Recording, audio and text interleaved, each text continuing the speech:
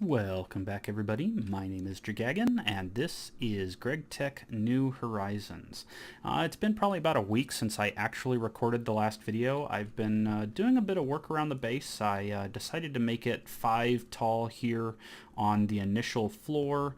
I've moved several of my boxes around. This is now the gigantic circle that I've been working on.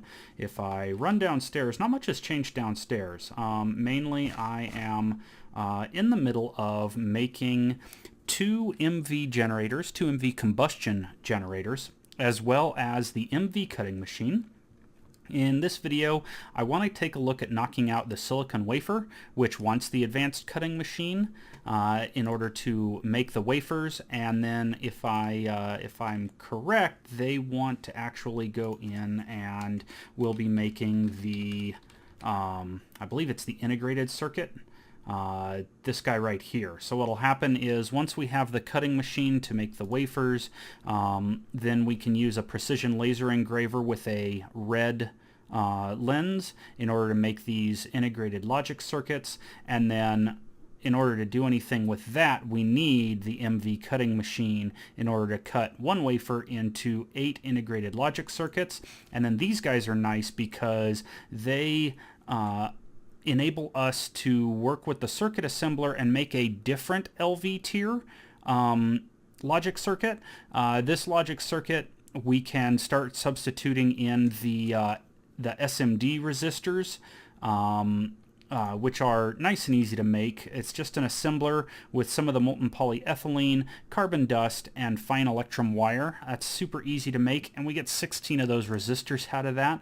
The diodes are still a little bit of a pain, but we have molten ethylene, molten polyethylene rather, and so they have this recipe where we can get 4 diodes for 4 annealed copper wire plus a wafer and then 1 can of the molten polyethylene. So this recipe right here will start putting into use in order to make the diodes. Those diodes, like I say, are far easier to make than the vacuum tubes, so I'm looking forward to doing those. And then we have 10 bolts, fine copper wire, our basic circuit board, and some, in our case, we'll use the it'll probably take a while. Right there. Okay, so the molten soldering alloy there, and then we can start producing these integrated logic circuits, which work just like the basic circuits, or sorry, the electronic circuits from IC2. So those will be far cheaper for us to make, and then I can begin using those in order to put those in the circuit assembler and start making these good integrated circuits, which are the MV tier. I believe they also will go into the standard circuits. Yeah, the standard good electronic circuits. And then we won't be using the SMD diodes because those require platinum wire. But at least we can use them here in substitute for the basic circuits, along with the copper wire and the good circuit boards, and then just regular diodes, which again are cheaper for us in order to make the MV tier circuits. So that'll be very helpful in getting us moving along a little bit further with the MV tier. I am also in the process of, I've been making a ton of steel, and that is so that I can begin to make that ore processing setup that I was talking about before. My setup is basically going to be something along the lines of like 5 macerators, 3 ore washers, 3 thermal centrifuges, 2 chemical baths, a simple washer, and a sifter, and set those up in such a way that we get the byproducts we need without taking a huge amount of time. There are some byproducts that are not as useful, but it takes up a lot of time when you're trying to process those materials, especially using LV circuits. LV machines. And so, yeah, looking forward to pulling out these couple of machines along here and then moving those upstairs, probably to my 2nd floor. Right now it is pretty much empty. I'm trying to get rid of everything down in that sub basement for right now and bring everything up into either this floor or right here is my, I've got a spot where I can come in and mess with pipes and wires and stuff underneath, and then here is the second story to my building. I've started the walls, but clearly I need to finish up those walls. So yeah, I will see you here after a bit, cut away, and see if I can build up that MV cutting machine, get started for those MV generators, and then begin working on that ore processor. So we'll see you in a bit. Alrighty, I am back again, and I have, I believe, everything I need. I have my saw blade, which I had to make up in this one because the other ones are occupied. But I have the saw blade that I need in order to make the MV, the advanced cutting machine, done like that. I then have the parts that I will need in order to make... looks like I won't have quite as many as I need. Let's see here. I need... Looks like I am too short on my copper nickel.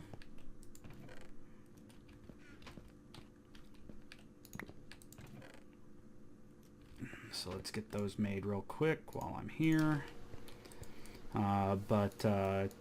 So there are 5 motors.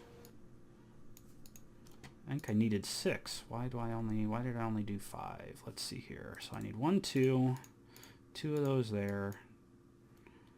1, 2. It looks like I am one set of aluminum rods short, which are these right there. Thought I did all the math correctly, but apparently I did not. So let's see. There's those 2. There's 2 of those in order to get 2 pistons. 2 pistons. 2 of those. Yeah, I am way off on my math. I only have enough stuff to make 1 of my generators right now. So let's see here. We'll leave both of those there, and the last thing I need, oh, right, another wire. So there is 1 of my advanced generators, and I will need to be making, what is that, another little bit more stuff so that I can get my second advanced combustion generator. The reason I'm making the advanced combustion generators is so I can take this low voltage transformer and revert it so that it'll go from taking medium power and distributing low voltage power, because I'm already making the light fuel, and the light fuel will burn in a combustion generator. I wouldn't say more efficiently. I don't believe it's more efficiently. Let's see. It is 90% as opposed to the 95% I believe it is for these guys. Yeah, so it's a little less efficient, but I can then transfer it down into the LV power, which I want to use to power all of my ore processing setup. It'll just make it easier since I'll only have 2 combustion generators to have to pump fuel into.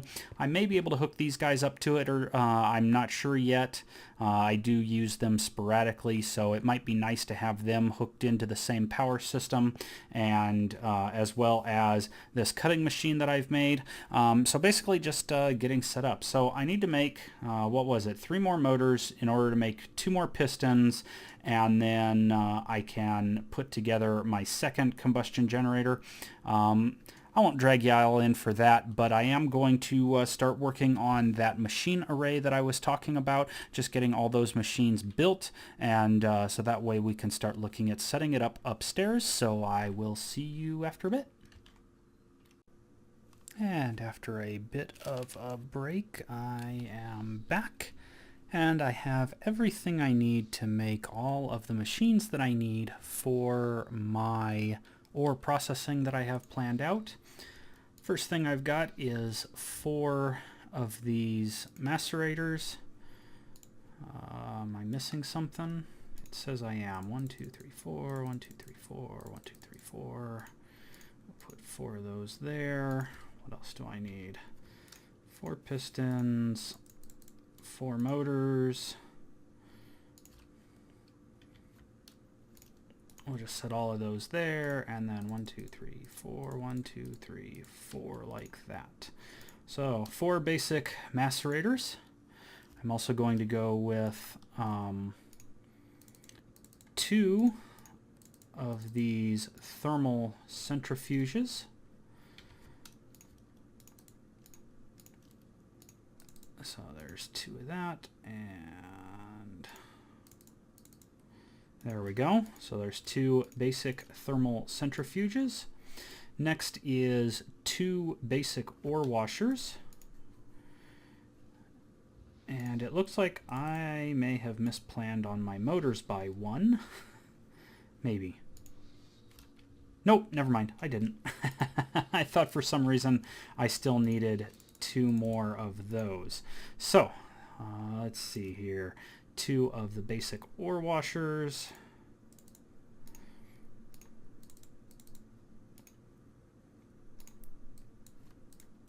There we go. And then last but not least is the chemical bath. Oh, that one shift clicked in fine. That's interesting.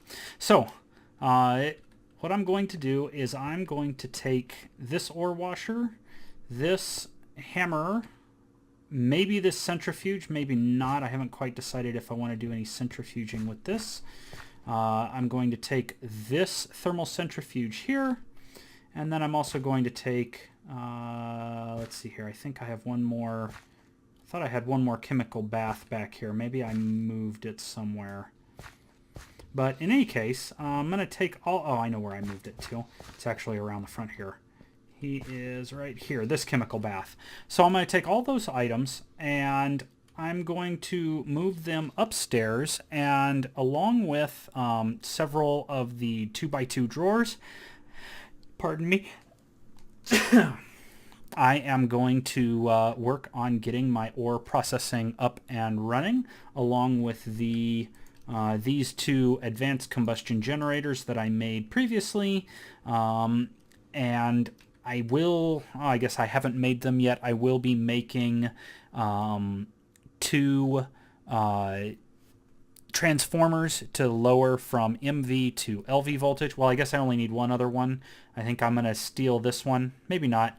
They should be cheap enough that I can just make 2 more of those guys, and then put those up on the second floor, get them boxed in so that they don't blow up when it rains, and be ready to start processing ores in mass, instead of me having to think, okay, I need copper, so I better put put a stack of copper in there, and then me remembering later like this where I've just got ores over here where I don't know what I want to do with them, like the crushed gold. Do I want to send it through ore washing to get the little bit of copper, or do I want to just thermal centrifuge it? Anyway, I'm going to go through each of my ores and start deciding where I want them to go. And I am following one of the designs that I found in the Discord channel. The guy by the name of Samsa had a nice Excel spreadsheet where he laid out several of the ores, as well as what paths are decent enough to get all the materials out of them, at least until we get to HV. Once we get to HV, we can make the universal macerators, and at that point I will probably retool that entire area to use HV macerators, because they do give you that increased 10% chance of other dusts that you normally would get by doing, I believe it's the ore washing. I think it's the first byproduct of each of the ores. In any case, I'm going to duck away again for a little while, and I am going to put together this ore processing area, and then I will bring you back once it is pretty well set up. See you then. Alright, you guys will notice that I have expanded the upper floor of my building now. I've also gone ahead and added in several boxes, several 2x2 drawers, a couple of them over here. And so let me explain what's happening. Right now I've got a chest here with a conveyor module on the back of it so that it'll pull stuff in and bring it into my row of pulverizers up here. The pulverizers will then output everything up into this stack of stuff here. Right now, as you can see, I've got both of the crushed or the ground mineral sands, the basaltic and the granitic, and then I've got the yellow and brown limonite. Likewise, I also have up here the crushed galena ore, which is being worked on right up here. Let's see, why is that not outputting into this drawer though? Oh, so one of the things is these guys auto output, but these pipes, I've used the small tin pipes, which can only move a stack of items every so often, and I had them building up, so it should, on its next cycle, take this chunk out and move it on down into here. And those inputs are here on the back. So there they are. You can see they come out and they slot into the back. I also have them go over to this set of drawers. I'm going to have a third one there, another set of 3 there, and then a third set of 3 up on the top. Now, the reason for that is that all of these ores over here, I want to come out and go into that ore washer followed by that thermal centrifuge and then output over here somewhere else. This set of drawers goes straight to the ore washer so that the ore washer can just wash it. The crushed copper ore, I don't want to thermal centrifuge because it just gives me a little bit of gold, and right now I don't have a need for that little bit of gold. This row here is going to go straight to just being thermal centrifuged. And then I've got the top row there is supposed to go into this basic forge hammer, and then from the forge hammer into this simple washer so that I just get the dusts out. So basically it crushes it, makes the impure, and then washes it, and then it will output and do whatever it needs to do. Likewise, I have my 2 chemical baths placed. I'm going to have a third set of 3 sets of 2 over here. So I'm gonna have 1, 2, 3 here, and then up on that middle row, and then up on that top row. And what those are for is the bottom 2 rows I'm going to have coming over here. One of these is going to be filled with mercury. The other will be filled with the sodium persulfate. And I've got a list of ores that I'm planning on going into each of them. Right now, I'm not so much going to be using the sodium persulfate, but I will be using the mercury, primarily because of nickel. If you wash nickel in sodium or in mercury, you get out little bits of platinum. And the reason platinum is important is for those SMD diodes. So if we take a look real quick at the SMD diodes over here, these guys, they require fine platinum wire along with some gallium arsenide to make a stack of, well, half a stack of the SMD diodes, along with 2 ingots, or however you want to pronounce it, 2 canisters of the polyethylene. But getting 32 SMD diodes, when these guys, you can use them to make the integrated logic circuits, and you take 2 of them, so that'll make 16 circuits for every one of those things that you create. In addition to that, we also have the integrated circuits, but then I believe it's also useful for, let's see, I think it's also useful, yeah, it'll be useful in the EV tier. I'm not sure if it's used in the HV tier. There's some IV there, some LUV. So it's used throughout quite a few of the chipsets. So having a way of getting the platinum without having an actual platinum ore yet will be key. So I will be making use of one of those guys with mercury to get that out. The sodium persulfate is better for cobalt, maybe for tetrahedrite, I'm not sure yet. I was looking at maybe using it for cobaltite and chalcopyrite as well in order to get a couple of the smaller materials. So this is as far as I've gotten so far. It's taken me a bit of time to get this far. But as I've been adding ores over here, just trying to get them, let's see, oh, and that's why I didn't actually allow that thing to export them out into here. Now that I've actually got that clicked, it should either shortly or the next time it finishes the next ore it finishes, there it goes. And now I've got them, there they are, all 40 of them. So yeah, let's see here, the crushed silver I also want over here, so I can go ahead and do that. But I've got all of these drawers locked so that they will only accept the ores that I want, and that way when I start adding so they input on the back, and these guys will be drawing out from the side. That's why I have this guy here. I don't actually have him running yet because, as you can see, my ore washer doesn't have any water coming to it. So that's something else I'm going to be doing. I'm going to have probably the thirsty tank that right now I'm using downstairs on my hydrogen processing, or my hydrogen and oxygen with the electrolyzer. I may bring that up and put it down on the second floor, and that way I can run water around to each of my ore washers, as well as this guy right here, the simple washer, so that I can have those guys washing ores. And once that's done, then I can actually set that conveyor to import so that it'll pull stuff in and start doing my washing straight to the centrifuge and then do that. Now the idea is that the byproducts, those small dusts that you get, I want to have a row of actually they're called the auto workbench, I believe, from BC Factory. These guys will take one recipe and will do stuff with it. Right now I don't have a way of combining them. I don't have like a good way of packaging things together into the larger dusts, so I was going to use those. And those things, because they only will have one recipe, they'll only accept one input, and that means that each of the byproducts will only go to one of those workbenches. And I was looking at, you know, maybe a 5x5 set of those auto workbenches to handle all the small dusts. So this is as far as I've gotten so far. Like I say, it's at least getting me somewhere with crushing.